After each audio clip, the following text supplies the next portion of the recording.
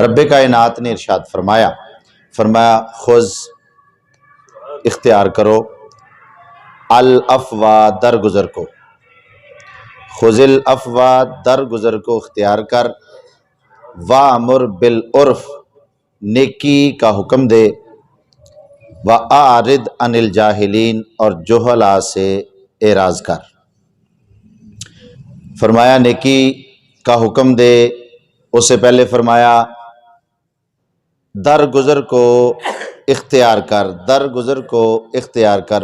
علماء اور صوفیہ فرماتے ہیں کہ درگزر ایک ایسی چیز ہے، درگزر ایک ایسا عمل ہے کہ بندے کو اللہ کے قرب میں بھی لے جاتا ہے اور لوگوں کے دلوں میں بھی بندے کو آباد کر دیتا ہے۔ یہ درگزر، سبحان اللہ، درگزر ایسی چیز ہے کہ دلوں میں بندے کی شخصیت آباد ہو جاتی ہے اور اللہ کے قرب میں بندہ چلا جاتا ہے۔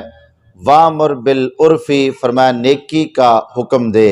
نیکی کا حکم کیا کرتا ہے؟ انسان کو روحانی طور پر بھی اور جسمانی طور پر بھی مضبوط کر دیتا ہے۔ وَأَعْرِضْ عَنِ الْجَاهِلِينَ فرمایا جہلا سے اعراض کرو، کیونکہ صحبت صالح ترا صالح کند، صحبت طالح ترا طالح کند۔ اچھوں کے پاس بیٹھے گا تو اچھا ہو جائے گا، بروں کے پاس بیٹھے گا تو جناب والا اگرچہ تیرے اندر وہ برائی نہیں، دیکھنے والا تجھے اسی نظر سے دیکھے گا جس نظر سے اس برے کو دیکھ رہا ہے۔ مثال کے طور پر بچوں کے ساتھ میں بالخصوص جناب اس بات سے محو گفتگو ہوں کہ اگر آپ کو جناب کسی بری جگہ پر کوئی بیٹھا دیکھے تو کہنا یہ بھی ویسا ہی ہے جیسا وہ ہے۔ اگر آپ کو کوئی مسجد میں بیٹھا دیکھے، جناب کسی قاری صاحب کے پاس، کسی امام صاحب کے پاس بیٹھا دیکھے تو آپ کی عزت اس بندے کی نظروں میں، اس کے دماغ میں کچھ اور طرز سے ہوگی۔ فرمایا خذ العفو وامر بالعرف واعرض عن الجاہلین، فرمایا درگزر اختیار کر، نیکی کا حکم دے اور جاہلوں سے اعراض کر۔ مدینہ کے تاجدار شہنشاہ کائنات صلی اللہ علیہ وآلہ وسلم نے فرمایا اتق المحارم تکن عابد الناس، فرمایا حرام کو چھوڑ دے سب سے بڑا عبادت گزار بن جائے گا، سب سے بڑا عبادت گزار بن جائے گا، حرام کو چھوڑ دے۔ وَرْضَ بِمَا قَسَّمَ اللَّهُ لَكَ تَكُنْ أَغْنَى النَّاسِ، فرمایا جو اللہ نے تیرے لیے مقدر کر دیا اس پر راضی ہو جا، دنیا کا سب سے بڑا تو غنی بن جائے گا، غنی بن جائے گا۔ کسی کی طرف مت دیکھیں، کسی کی طرف مت دیکھیں، جب کسی کو آپ سوچیں گے، اس کو سمجھنا شروع کریں گے، اس کے معمولات کو دیکھیں گے، اس کی بلندی یا تنزلی کو دیکھیں گے تو دل میں شیطان عجیب عجیب چیزیں لے کے آئے گا۔ اس کی مثال میں اس حدیث پاک سے دیتا ہوں۔ نبی پاک علیہ الصلوۃ نے ارشاد کیا، فرمایا صحابہ ابھی ایک بندہ آ رہا ہے، جس نے جنتی کو دیکھنا ہو اسے دیکھ لے۔ تھوڑی دیر گزری، ایک صحابی آئے تو جناب والا امام غزالی نے احیاء العلوم کی 3 جلد میں بھی اس بات کو نقل کیا ہے۔ ایک صحابی آئے، آ کر کے انہوں نے جناب اپنا جوتا سائڈ پہ رکھا، حضور کی بارگاہ میں حاضر ہوئے، بیٹھ گئے اور محفل برخاست ہو گئی، چلے گئے۔ دوسرا دن پھر آ گیا یا کوئی اور دن آیا، نبی پاک علیہ الصلوۃ نے فرمایا صحابہ ابھی ایک بندہ آ رہا ہے، وہ جنتی ہے، جس نے جنتی بندے کو دیکھنا ہے اسے دیکھ لو۔ پھر وہی صحابی، دوسرا دن بھی گزر گیا، تیسرا موقع پھر ایسے ہی آیا کہ وہ بندہ آیا، آ کر کے وہ بیٹھا حضور کی بارگاہ میں، صحابی ہیں، تو سرکار نے تیسرے دن بھی فرمایا کہ ابھی ایک صاحب آ رہے ہیں، جس نے جنتی کو دیکھنا ہو اسے دیکھ لیں، وہ جنتی ہے۔ پھر آئے، بیٹھے، محفل برخاست ہو گئی، چلے گئے۔ ایک صحابی وہاں سے اٹھے اور ان کے دروازے تک پہنچے، جا کر کے ان سے کہا کہ میں آپ کے پاس کچھ 2-3 دن پڑاؤ کرنا ہے۔ کیوں، وجہ کیا ہے؟ کہا کچھ میرے گھر والدین کے ساتھ، والد ماجد کے ساتھ کچھ ایسا معاملہ، والد صاحب نے ڈانٹ ڈپٹ کی ہے یا کوئی بھی معاملہ ہے، انہوں نے جناب کوئی بھی ایسا حیلہ اختیار کیا اور وہ 2 یا 3 دن یا کمی بیشی کے ساتھ وہ صحابی اس کے ساتھ رہے۔ صبح بھی اس کے ساتھ گزاری، دوپہر بھی اس کے ساتھ گزاری، شام بھی اس کے ساتھ گزاری اور رات بھی اس کے ساتھ گزاری۔ دوسرا دن بھی ایسے ہی آیا، تیسرا دن بھی ایسے ہی آیا۔ صحابی دیکھنا یہ چاہتے تھے کہ نبی پاک صلی اللہ علیہ وآلہ وسلم نے اس بندے کو جنتی فرمایا ہے، تو میں دیکھوں یہ کون سا عمل کرتا ہے تاکہ وہ عمل کر کے میں بھی جنتی بن جاؤں۔ نبی کریم علیہ السلام نے فرمایا سب سے پیارا میرا زمانہ، پھر اس کے بعد والا، پھر اس کے بعد والا، پھر اس کے بعد والا، پھر اس کے بعد والا، پھر اس کے بعد والا۔ تو اب دیکھ لیں ہم حضور سے کتنا دور ہو گئے ہیں، اور ہمارے دلوں کی، ہمارے ایمان کی، ہمارے تقوی کی کیفیت بھی کیا ہے۔ صحابہ کا عمل یہ ہوا کرتا تھا کہ صحابہ چاہتے تھے کہ ہم عملوں میں جناب اس سے آگے بڑھ جائیں۔ ہماری حالت یہ ہے کہ ہم اور چیزوں میں ہی بس پھنسے ہوئے ہیں، نفسانی خواہشات ہم پر غالب آ چکی ہیں۔ اللہ تعالیٰ مہربانی فرمائے۔ 3 دن وہ صحابی اس کے ساتھ رہے۔ تیسرے دن انہوں نے جب دیکھا کہ جو عمل ہم کرتے ہیں وہی یہ کرتے ہیں، کوئی خاص ان میں عمل نہیں ہے، کوئی خاص ان میں بات نہیں، کہا میں جا رہا ہوں۔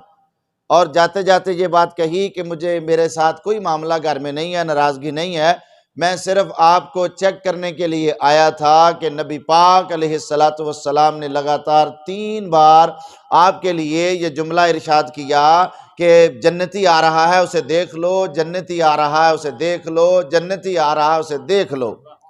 ہم یہ جاننا چاہتے تھے کہ آپ جناب کیا ایسا عمل کرتے ہیں جو نبی پاک علیہ السلام کو پسند ہے، جو حضور کو پسند ہے، وہ اللہ کو پسند ہے، کیونکہ حضور کی پسند ہی اللہ کی پسند ہے۔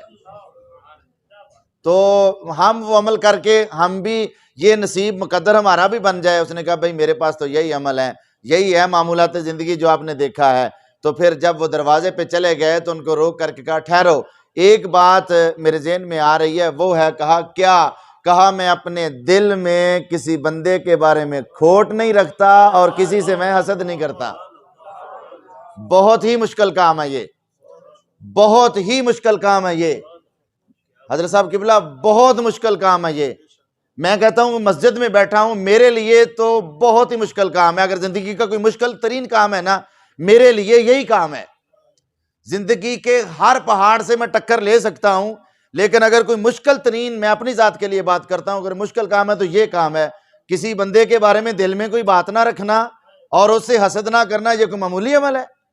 صحابی ہاتھ باندھ کے کھڑے ہو گئے وہاں پہ، کہا واللہ یہی تو بات ہے جس پر ہم قادر نہیں ہیں، جس پر ہم قدرت نہیں ہے، اللہ نے تجھے توفیق دی ہے، اسی وجہ سے تو رب کے محبوب نے تجھے فرمایا جنتی آ رہا ہے دیکھ لو، جنتی آ رہا ہے دیکھ لو، جنتی آ رہا ہے دیکھ لو۔ ہائے ہائے ہائے، نہ رب ملدا ناتیاں توتیاں تے نہ جے رب ملدا ناتیاں توتیاں تے ملدا مچھیاں ڈڈواں ہو، جے رب ملدا راتی جاگیاں تے ملدا کال کڑچیاں ہو، جے رب ملدا لمبیاں والاں تے ملدا پیڈاں سسیاں ہو، جے رب ملدا جتیاں ستیاں تے ملدا دانداں خسیاں ہو، رب انہاں نو ملدا باہو نیتاں جنہاں دیاں سچیاں ہو۔ اللہ اکبر۔ اللہ فرمایا ہم اس کی طاقت نہیں رکھتے، یہی تو تمہارا عمل ہے جس کی وجہ سے نبی پاک علیہ السلام نے تجھے فرمایا کہ جنتی ہے۔ وَرْضَ بِمَا قَسَّمَ اللَّهُ لَكَ تَكُنْ أَغْنَى النَّاسِ، جو قسمت، جو تقدیر تیری لکھی جا چکی ہے اس پر راضی ہو جا، دنیا کا غنی بن جائے گا۔ فرمایا ہمسائے سے حسن سلوک کر، ہمسائے سے حسن سلوک کر تو ہوگا کیا؟ فرمایا تکم مؤمنا، تو مومن بن جائے گا۔ نبی پاک علیہ السلام نے فرمایا جس بندے کا ہمسایہ نیک ہے نا، کوشش کریں کہ تمہارا ہمسایہ نیک ہو، صالح بندہ تمہارا ہمسایہ ہو، تقوی والا تمہارا بندہ ہمسایہ ہو۔ حضور نے فرمایا جس بندے کا ہمسایہ نیک ہے، 100 گھروں تک وہاں اللہ کی جناب رحمت رہتی ہے، عذاب سے ان کو نجات رہتی ہے، اس نیک ہمسایہ کی وجہ سے، نیک ہمسایہ کی وجہ سے۔